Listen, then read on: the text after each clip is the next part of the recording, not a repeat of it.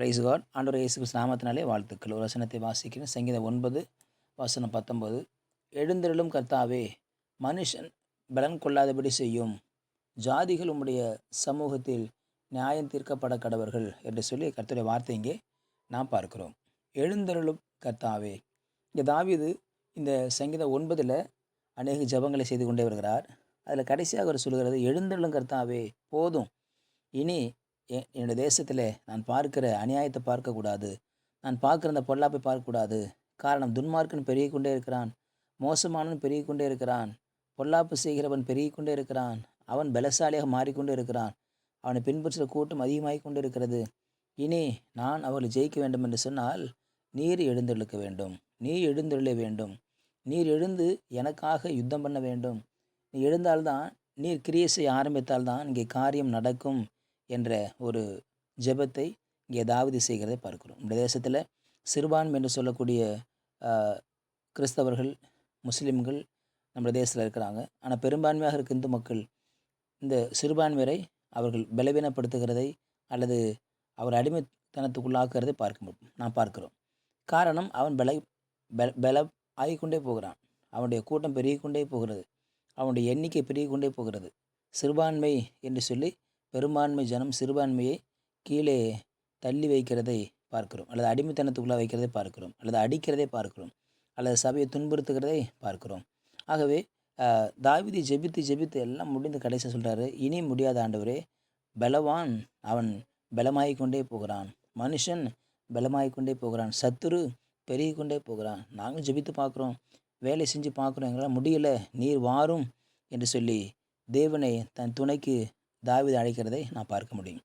அநேக சூழ்நிலையில் அநேக நேரத்தில் நாம் ஜெபிக்கிறோம், காரியங்களை செய்கிறோம், ஆனால் ஜெபத்திற்கு பதில் வராத பொழுது நாம் சோர்ந்து போய்விடுகிறோம். ஆண்டவரே, ஜெபிக்கிறோம் நடக்கலையே என்று சொல்லி பல நேரங்களில் நாம் சோர்ந்து போய்விடுவது இயல்பாக இருக்கிறது. அப்பொழுதுதான் ஒரு வைராக்கியமான ஜெபம், ஆண்டவர் நீ எதெல்லாம் செய்தீர், எப்படிப்பட்ட அற்புதங்கள்லாம் செய்தீர், எப்படிப்பட்ட வல்லமையான காரியத்தெல்லாம் நீ செய்திருக்கிறீர், ஆனால் என்னுடைய இந்த சின்ன காரியத்திற்கு நீர் ஏன் வரமாட்டீர், ஏன் என் கூட சேர மாட்டீங்க, எழுந்தருளும் கர்த்தாவே, நீ எழுந்து வாரும், நீ எழுந்து கிரியை செய்யும், நீ எழுந்து என்னோட கூட சேரும், நீ வந்தால் எனக்கு போதும், நீர் அங்கே வெற்றி கொடுப்பீர், யுத்தத்துக்கு தலைவராக இருப்பீர், நீ வந்தால் போதும், காரியங்களை செய்வீர், கிரியை செய்வீர், நீ வந்தால் போதும், எனக்கு ஜெயம் உண்டு. முக்கியமாய் மனுஷன் பலவீனமாகிவிடுவான், மனுஷன் பலன் இல்லாமல் போய்விடுவான், மனுஷன் பலவீனனாகி விடுவான். காரணம், என் பலனாகிய கர்த்தர் அவர் என்னோட கூட வந்து விடுவார்.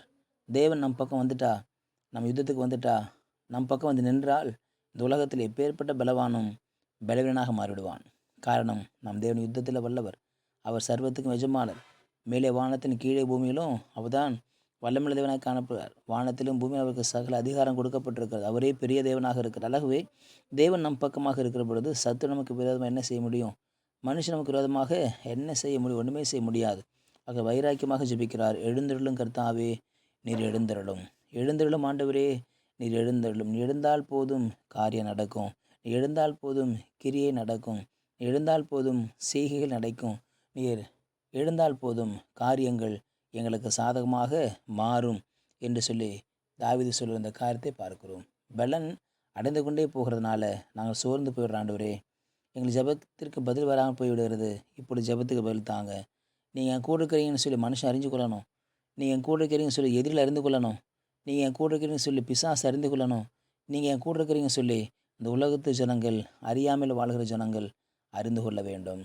காரணம், என் கூட கர்த்தர் இருக்கிறார், இவன் கிறிஸ்தவன், கர்த்தருக்காக ஊழியம் செய்கிறவன், இவனை கர்த்தர் ஆசீர்வதித்திருக்கிறார், தேவன் கொண்டிருக்கிறார்,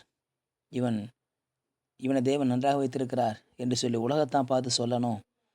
ஆகவே தாவீதுடைய வைராக்கியமான ஜெபம், எழுந்தருளும் கர்த்தாவே, நீ கிரியை செய்ய என் வாழ்க்கையில் கிரியை செய்ய ஆரம்பிங்க, என் ஊழியத்தில் கிரியை செய்ய ஆரம்பிங்க, என் குடும்பத்தில் கிரியை செய்ய ஆரம்பிங்க, என் பிள்ளைகள் வாழ்க்கையில் கிரியை செய்ய ஆரம்பிங்க, என் பிள்ளைடைய படிப்பு காரியத்தில் கிரியை செய்ய ஆரம்பிங்க, என்னுடைய உறவின் முன்னால் என்னை உயர்த்தி வைங்க, என்னையும் உயர்த்தும் ஆண்டவரே. காரணம், நீர் வந்து என்னோடு கூட இருக்கிற பொழுது நான் ஜெயிப்பேன். காரணம், நீ ஜெயம் கொடுக்கிற தேவனாக இருப்பதற்காக நானும் ஜெயிப்பேன் என்ற நம்பிக்கை எனக்கு இருக்கிறது. ஆகவே இந்த உலகத்தான் பலன் கொள்ளாதபடிக்கு அவனை எதிர்க்க, ஜெயிக்க எனக்கு பலனை தாரும் என்று சொல்லி தாவீது ஜெபித்தது போல நாமும் ஜெபிப்போம். கர்த்தர் நம்மை ஆசீர்வதிப்பார். ஜெபிக்கலாம். பரிசுத்த நாளுக்காக ஸ்தோத்திரம் பண்ணுகிறோம். இப்பொழுது எழுந்தருளும் கர்த்தாவே, வந்து எங்களோடு நில்ல ஆண்டவரே. எங்கள் ஊழியத்தில் நில்லுங்க, எங்கள் குடும்பத்தில் நில்லுங்க, எங்கள் பிள்ளைகளுக்கு பக்கத்தில் நில்லுங்க. நாங்கள் ஜெயிக்கணும்னு சொன்னால் எங்கள் பக்கம் வந்து நில்லுங்க ஆண்டவரே. அப்படி எங்கள் பக்கம் நின்று ஜெயம் கொடுப்பீராக. உங்கள் கரத்தில் தாழ்த்தும் இயேசு நாமத்தில் பிதாவே. ஆமேன், ஆமேன். You will be succeeded.